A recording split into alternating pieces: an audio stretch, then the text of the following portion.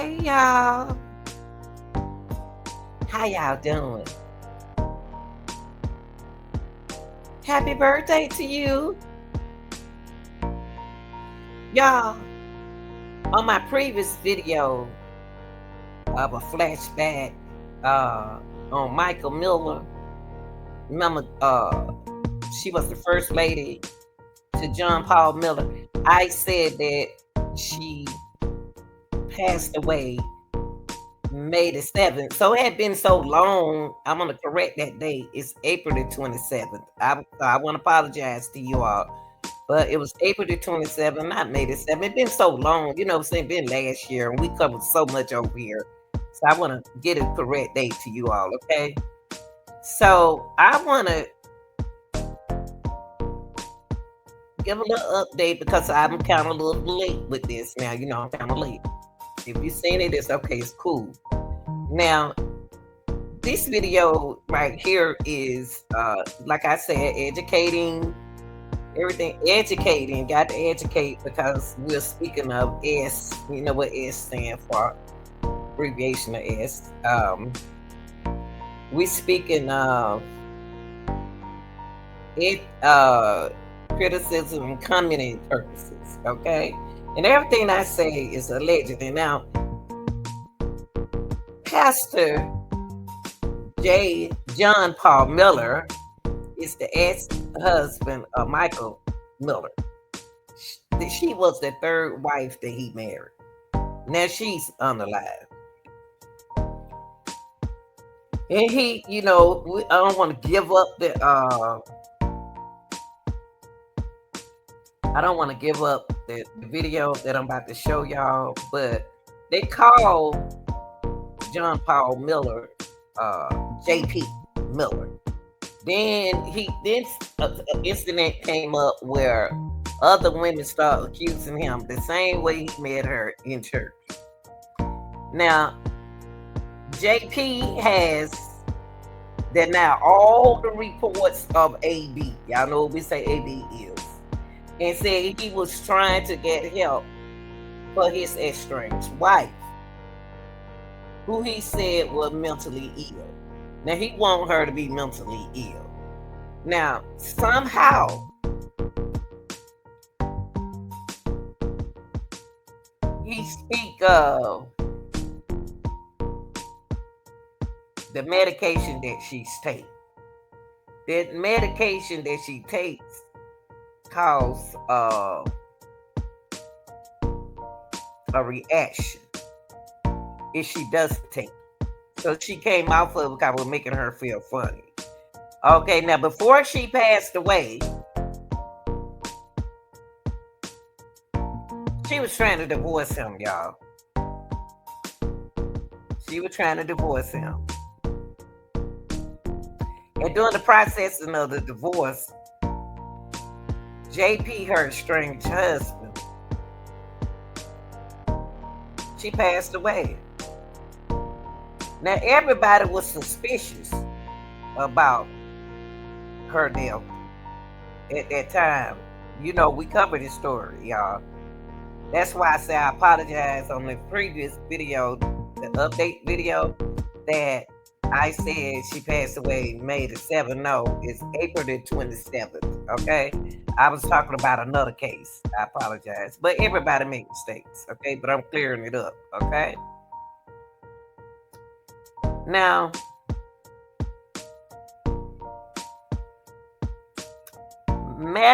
Michael wasn't but 30. She's 31 now.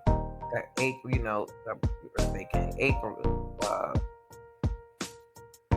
the 27th last year, y'all. Apologize. April the 27th of last year when she passed away. She was 30. Now she's 31.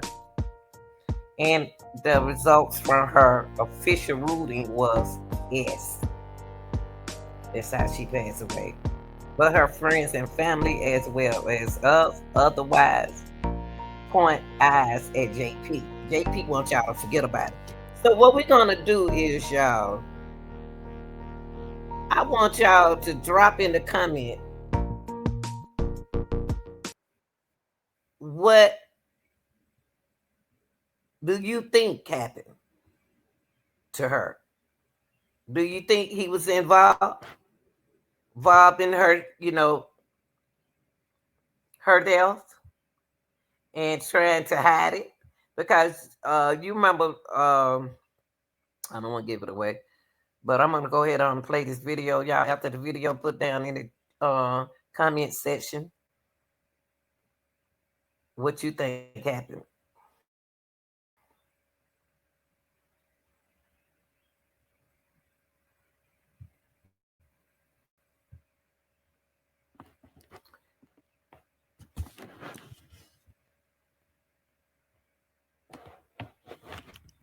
I believe he know he was getting older and she was getting younger. She was young.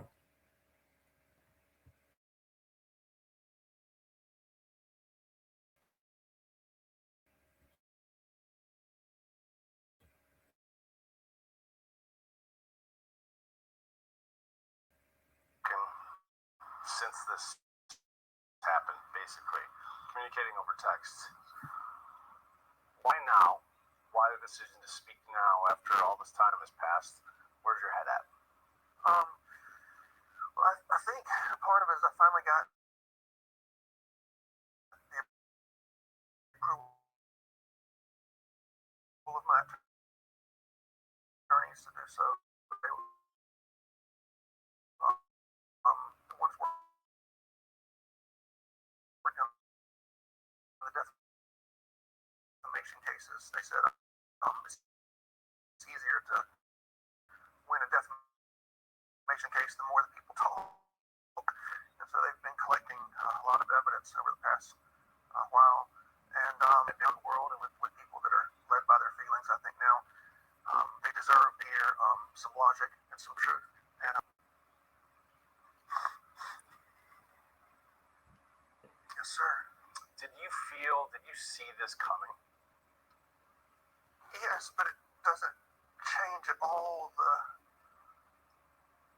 power of the illness. If she gets off her medicine, but with me, she always remained okay with me. She was on her meds with me. She was healthy and happy. And even if she did get low or stop taking her family, she's off meds and she committed suicide. And I told her this would happen over and over again.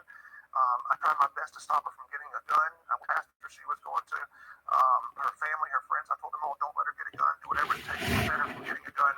And when she was with me, she was never able to go that far. Destroyed me. And I still haven't really grasped it. Like it hasn't. I kind of keep putting off the reality of it, and I try not to think about it as much as I can. What was going on in your marriage the week Micah died?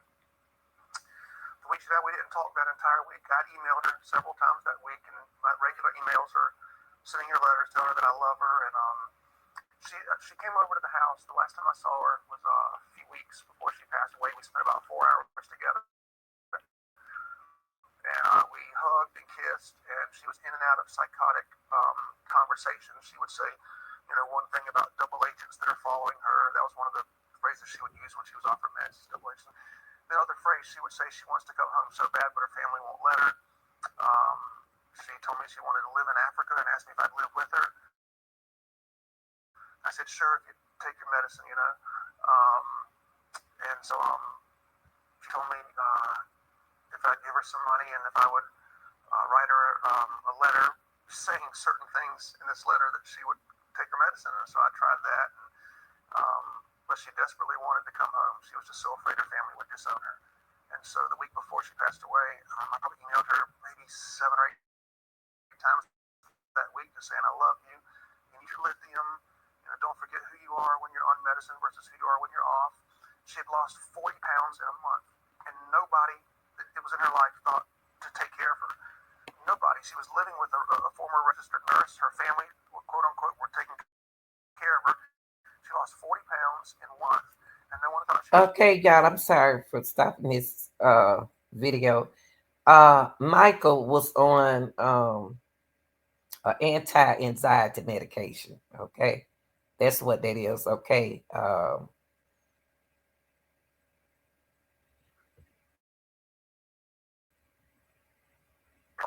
She was talking about living in Africa. No one thought she needed help. She's making videos on Facebook. And if you see the videos, you know it's not her because she has a different cadence, a different tone, a different amount of words per minute when she's healthy and on medicine and when she's off. And the way she was even looking into space when she's taking those videos, you knew she was delusional. And if somebody loved her enough to take her to a professional and say, okay, this woman says she's being abused, or this woman says, this, or she's lost 40 pounds in a month. If someone thought, I need to take her to a professional, that professional would have known that she needed medicine. And the reason I know that's true is because I took her a few weeks before she passed away. I took her to probate court. And in 3 minutes time, she went in, she walked back out. When I went in, they said, your wife is mentally ill and she needs medicine desperately. And I said, okay, let's do it. Let's get her the medicine. Let's get her help. And they said she's not a danger to anybody in society, so we can't force her to do it. But if one of her family members or friends had taken note of the way she was acting and seen what was happening to her physically and take her to just one professional, they could have saved her life. Thank you for watching. Go to Now,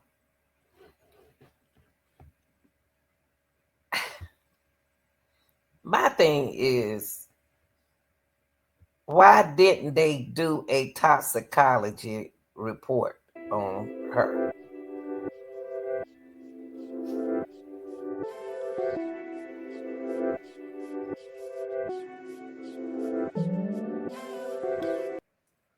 Why didn't they do a toxicology report on her? That part that I really don't know, y'all. I like Michael. And I think she was a beautiful girl, and she was going through a lot. She was going through a lot dealing with him, dealing with her husband. There were questions about why they didn't do a toxicology report. She wanted to come out of that medicine. It wasn't but an anxiety, and she was doing good. She did go and why didn't they realize that she has bruises? They didn't say nothing about the bruises on her hands and defense wounds. They didn't mention none of that. They didn't mention none of that, y'all. It was something. Hold on, y'all, for a second. It was something that I want y'all to see. I wonder if it's the same one.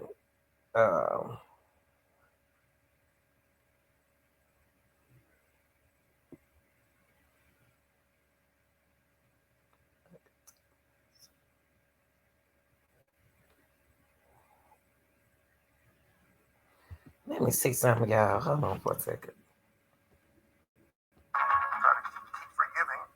And, for the sake of Mica, she very much. I don't know that y'all get this part or not. Hold on.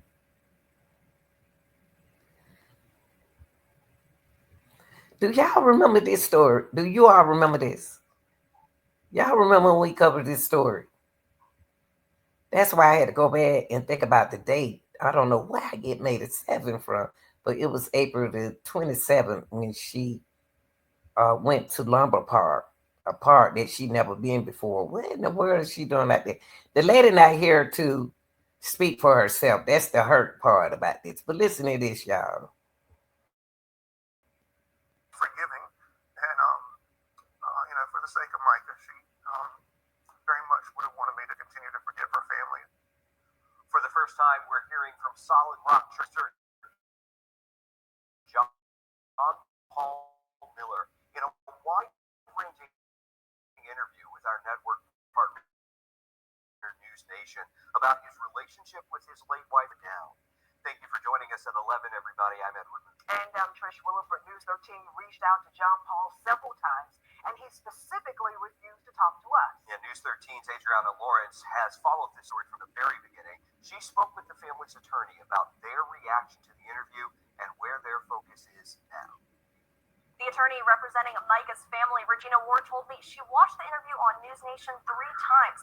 She says there were a number of lies, alarming body language, and deflecting. She thinks John Paul painted an unrealistic picture of how sick Mica was and says it's unfortunately what many victims of abuse experience. What were your first thoughts when you were listening to that interview? Yes. Gotcha. Before the interview even started, John Paul Miller broke down in tears. Fake. Oh, man. Oh, man.